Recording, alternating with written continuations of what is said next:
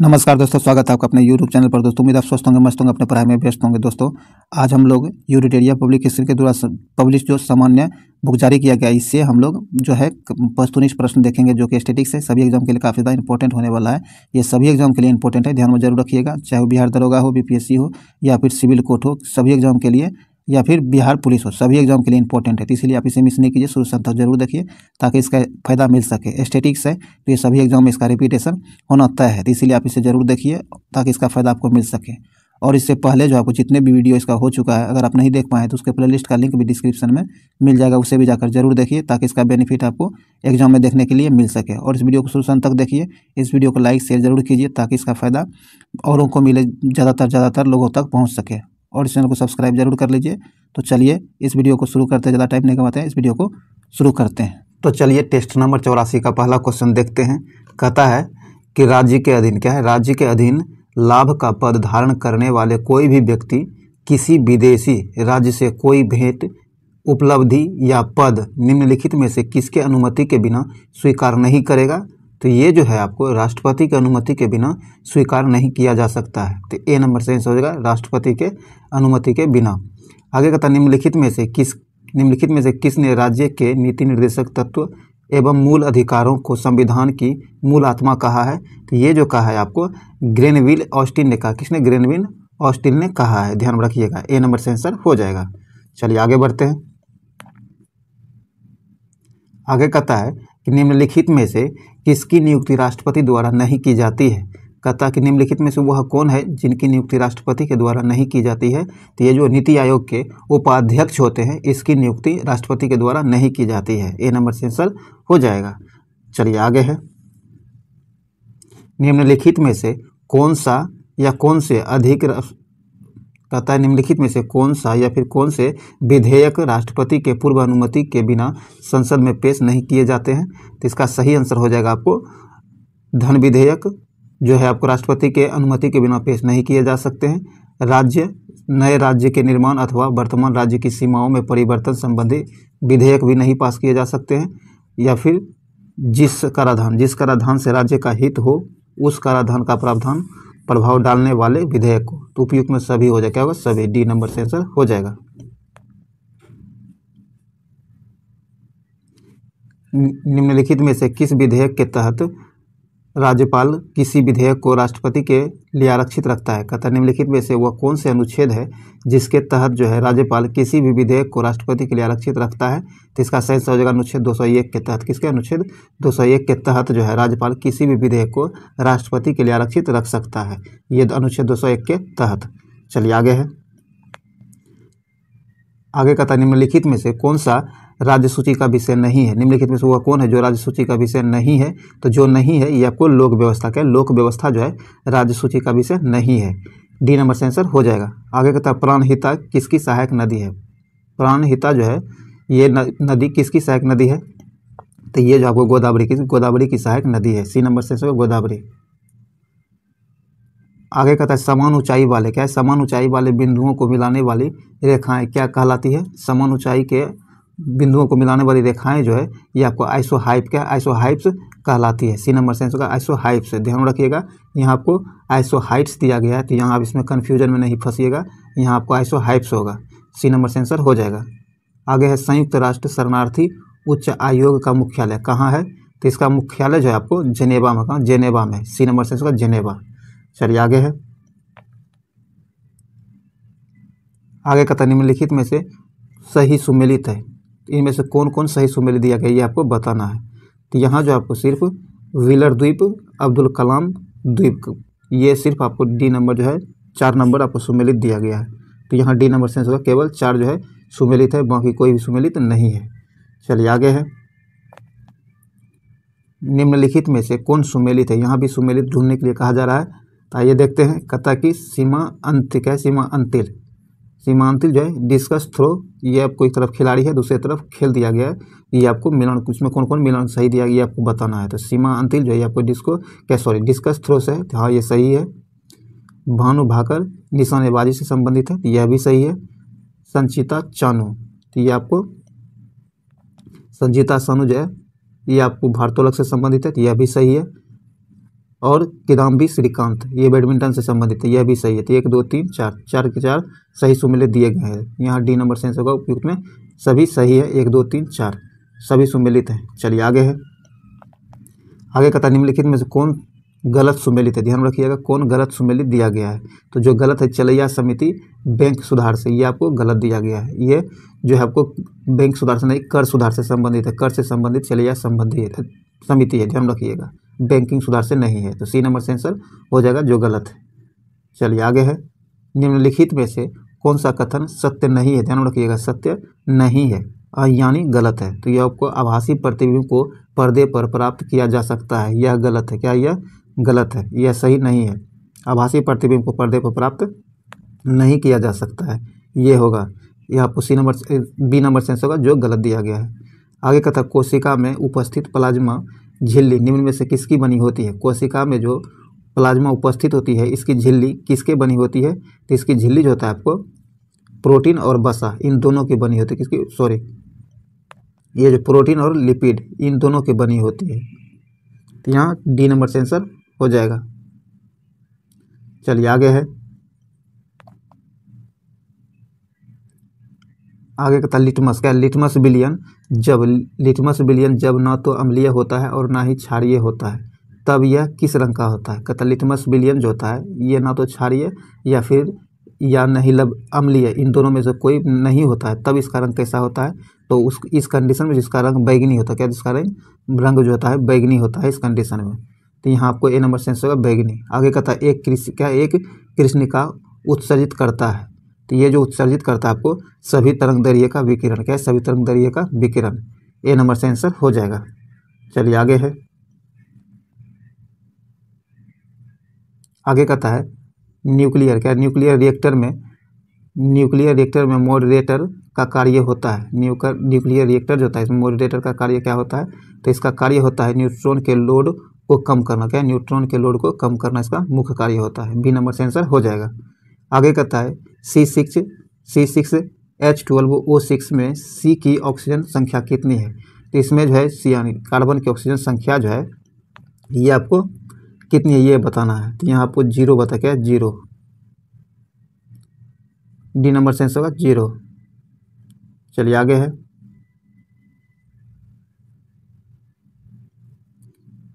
आगे कहता है निम्नलिखित में से कौन सी ग्रंथि रक्तचाप को नियंत्रित करती है। कहता निम्नलिखित में से कौन सी ग्रंथि है जो रक्तचाप को नियंत्रित करती है। तो ये आपको अधिवृक्क ग्रंथि जो है रक्तचाप को नियंत्रित करती है, बी नंबर से आंसर हो जाएगा।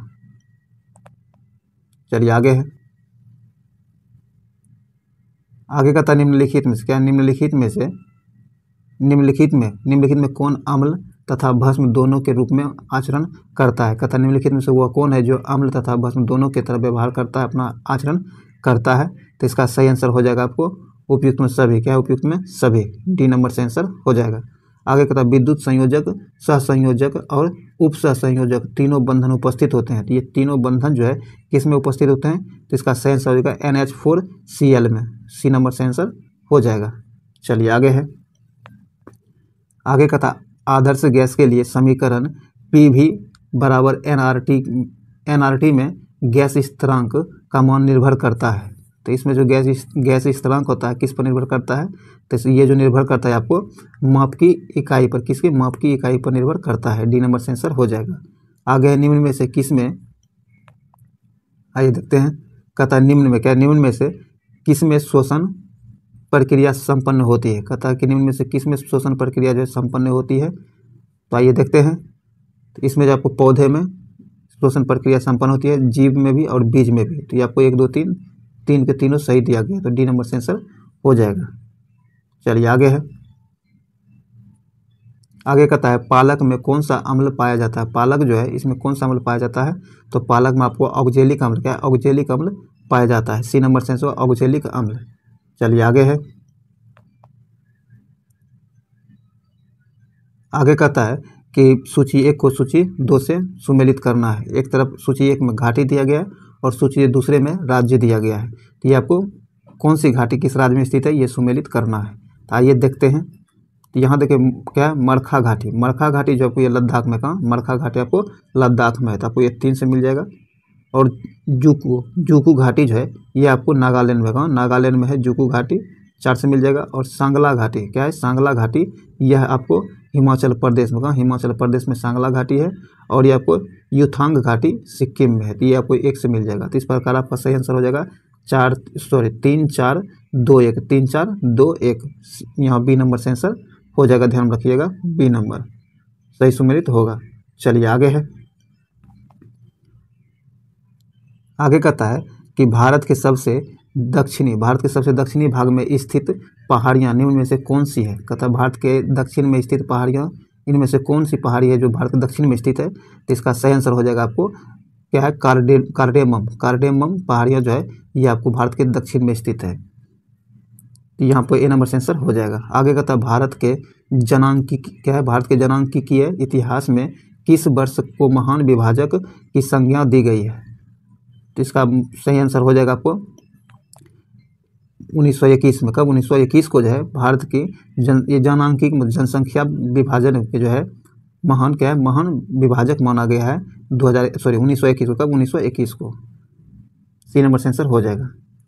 चलिए आगे है, आगे कहता है हीराकुंड बांध परियोजना निम्न में से किस राज्य में स्थित है। हीराकुंड परियोजना जो है निम्न में से किस राज्य में स्थित है। तो यह स्थित है आपको उड़ीसा में। कहाँ हीराकुंड आपको उड़ीसा में स्थित है। डी नंबर से आंसर होगा उड़ीसा राज्य में स्थित है हीराकुंड बांध परियोजना।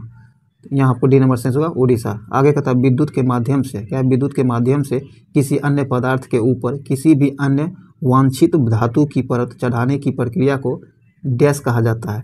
तो इस प्रक्रिया को जो कहा जाता है विद्युत के माध्यम से किसी अन्य पदार्थ के ऊपर किसी भी अन्य वांछित धातु की परत जब चढ़ाई जाती है तो इस प्रक्रिया को आप इलेक्ट्रोप्लेटिंग कहा जाता है। ए नंबर से आंसर इलेक्ट्रोप्लेटिंग। चलिए आगे है, आगे कहता है चंद्रताल झील निम्न में से किस राज्य में स्थित है। चंद्रताल झील जो है ये आपको हिमाचल प्रदेश में स्थित, कहाँ हिमाचल प्रदेश में स्थित है। ए नंबर से आंसर हो जाएगा। आगे गुजरात से गोवा तक के तटीय क्षेत्र को निम्न में से किस नाम से जाना जाता है। गुजरात से गोवा तक जो तटीय क्षेत्र फैला हुआ है इसको किस नाम से जाना जाता है। इसे कोकण तट के नाम से जाना जाता है। कोकण तट के नाम से जाना जाता है। चलिए आगे है, आगे कहता है कि मेहसाना निम्न में से किसकी प्रमुख नस्ल है। मेहसाना जो है यह आपको भैंस की प्रमुख फसल है। भैंस की प्रमुख नस्ल है, ध्यान रखिएगा प्रमुख नस्ल भैंस की है मेहसाना। सी नंबर से आंसर हो जाएगा। चलिए आगे बढ़ते हैं। अब आइए फिर सूची 1 को सूची 2 से मिलान करने के लिए कहा गया है। सूची 1 में आपको राष्ट्रीय उद्यान या अभ्यारण्य और दूसरी तरफ राज्य दिया गया है। तो कौन सा राष्ट्रीय उद्यान या फिर अभ्यारण्य आपको किस राज्य में स्थित है ये आपको बताना है। तो आइए देखते हैं। तो ये आपको पहला है बुक्सा। क्या है बुक्सा आपको किस राज्य में स्थित है। तो बुक्सा आपको पश्चिम बंगाल में स्थित है। कहाँ पश्चिम बंगाल में बुक्सा स्थित है, ये आपको 3 से मिल जाएगा। और सिमलीपाल जो है यह स्थित है। तो सिमलीपाल आपको स्थित है उड़ीसा में। कहाँ उड़ीसा में, तो ये आपको 4 से हो जाएगा। और नागरहोल तो नागरहोल जो है यह आपको कर्नाटक में है। कहाँ कर्नाटक में है, 1 से मिल जाएगा। और नोकरेक आपको मेघालय में है, तो आपको 1 से मिल जाएगा। तो इस प्रकार सही आंसर हो जाएगा आपको 3 4 2 1। क्या है 3 4 2 1। तो यहाँ आपको सी नंबर से आंसर हो जाएगा, ध्यान रखिएगा। चलिए आगे बढ़ते हैं। आगे कहता है कि केटरबरी घास का मैदान निम्न में से किस देश में पाया जाता है। केटरबरी घास का मैदान जो है यह किस देश में पाया जाता है। तो ये आपको न्यूजीलैंड में पाया जाता है। डी नंबर से आंसर न्यूजीलैंड में। हड़प्पाकालीन स्थलावशेष में से किस एक स्थल से समुचित एवं व्यवस्थित जल निकासी प्रणाली के साक्ष्य मिले हैं। तो इसका जो साक्ष्य मिला है यह मिला है आपको धोलावीरा। कहाँ से, धोलावीरा से। डी नंबर से धोलावीरा। चलिए आगे है, आगे कहता निम्न में से किस में शुंग वंश का वर्णन किया गया है। शुंग वंश का वर्णन जो है निम्न में से किस में किया गया है। तो आपको क्या है मालविका ग्रीस मित्रम में जो है शुंग वंश की वर्णन किया गया है। तो यहाँ पर सी नंबर से आंसर हो जाएगा। चलिए आगे है, आगे कहता है बगदाद में खलीफा से मान्यता लेकर शासन करने वाला शासक था। कहता बगदाद जो है यहाँ बगदाद के खलीफा से मान्यता लेकर शासन करने वाला शासक कौन था? तो ये जो था आपको इल्तुतमिश था। कौन? इल्तुतमिश। सी नंबर सेंस होगा इल्तुतमिश। आगे का था भारत छोड़ो आंदोलन। क्या है? भारत छोड़ो आंदोलन के नेताओं को गिरफ्तार करने हेतु ब्रिटिश शासन द्वारा चलाया गया ऑपरेशन है। कहता भारत छोड़ो आंदोलन में शामिल हुए नेताओं को जो गिरफ्तार किया जा रहा था ब्रिटिश सरकार के द्वारा, तो ये किस रूल के तहत गिरफ्तार किया जा सॉरी दोस्तों, तो किस रूल के तहत जो है गिरफ्तार किया जा रहा था? तो ये किया जा रहा था आपको ऑपरेशन जीरो। क्या है? ऑपरेशन जीरो आवर के तहत गिरफ्तार किया जा रहा था। बी नंबर सेंसर हो जाएगा, ऑपरेशन जीरो आवर के तहत। आगे कहता है वासान। क्या है? वासावन। वासावन किसके दरबार का प्रमुख चित्रकार था? वासावन जो था ये किसके दरबार का प्रमुख चित्रकार था? तो इसका सही आंसर हो जाएगा आपको अकबर। किसके? अकबर के दरबार का प्रसिद्ध चित्रकार था वासावन। बी नंबर से आंसर हो जाएगा अकबर। चलिए आगे है,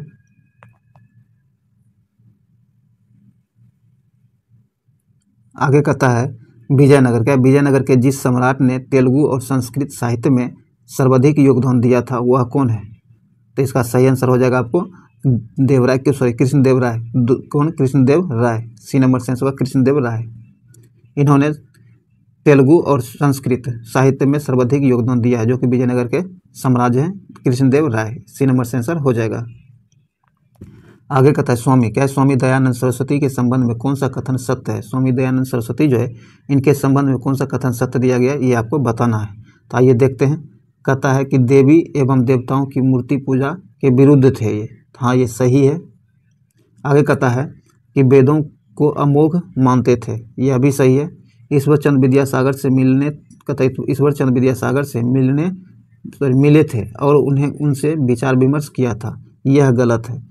ये जो है ईश्वरचंद्र विद्यासागर से नहीं मिले थे। तो आपको एक और दो सही दिया गया है, तो आपको डी नंबर से आंसर हो जाएगा एक और दो।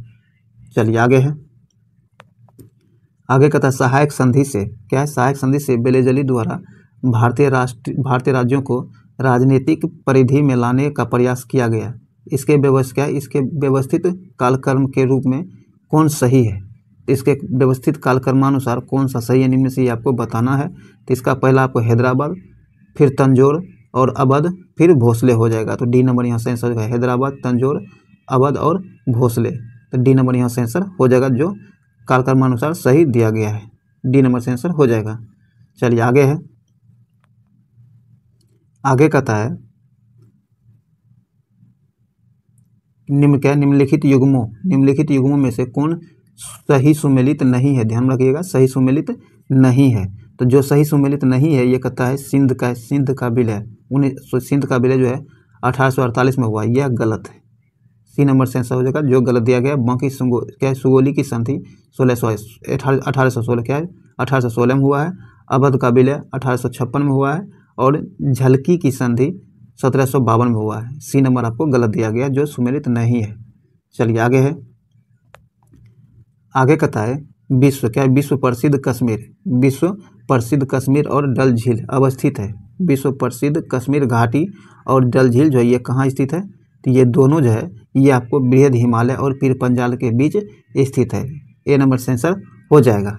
चलिए आगे है दोस्तों, ये काफ़ी ज़्यादा इंपॉर्टेंट सेशन है, इसे मिस नहीं कीजिए, शुरू से अंत तक जरूर देखिए। और इससे पहले जितना भी एपिसोड हुआ है उसे जाकर जरूर देखिए, उसके प्लेलिस्ट का लिंक आपको डिस्क्रिप्शन में मिल जाएगा। और इस वीडियो को लाइक शेयर जरूर कीजिए अपने दोस्तों के साथ ताकि ये मैक्सिमम लोगों तक पहुँच सके।